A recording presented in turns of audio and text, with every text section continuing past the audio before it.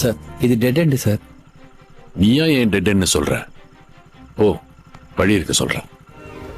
Sir இந்த இடத்துல எப்படி சார் இவ்வளோ கூட்டம்? அவன் இடத்த நம்பி ஆரம்பிக்கல, அவனை நம்பி ஆரம்பிச்சிருக்கான். அவன் எங்க கடை வச்சாலும் கூட்டம் அவனை தேடி வரும். எப்படி இருக்கு? சூப்பரா இருக்கு, செமையா இருக்கு. இப்ப புரியுதா ஏன் இவ்வளவு கூட்டம் வருதுன்னு?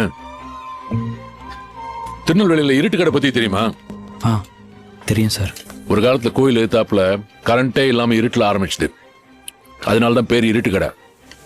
ஆனா இப்ப கோயில் எங்க இருக்குன்னு கேட்டா இருட்டு கடைக்கு எதிர்க்க இருக்குன்னு சொல்லுவாங்க. ஒருத்தன் நினைச்சா தன் திறமையால ஒரு லேண்ட்மார்க்கே மாத்த முடியுன்றதுக்கு அது உதாரணம். ஒரு பொருள் அங்க மட்டும்தான் கிடைக்கும்னா அது எங்க இருந்தாலும் கூட்டம் தானா தேடி வரும். தோ இந்த மாதிரி பூவை தேடிதான் எப்போ வண்டு வரும், வண்டை தேடி பூ போவாது. அதான் இயற்கை.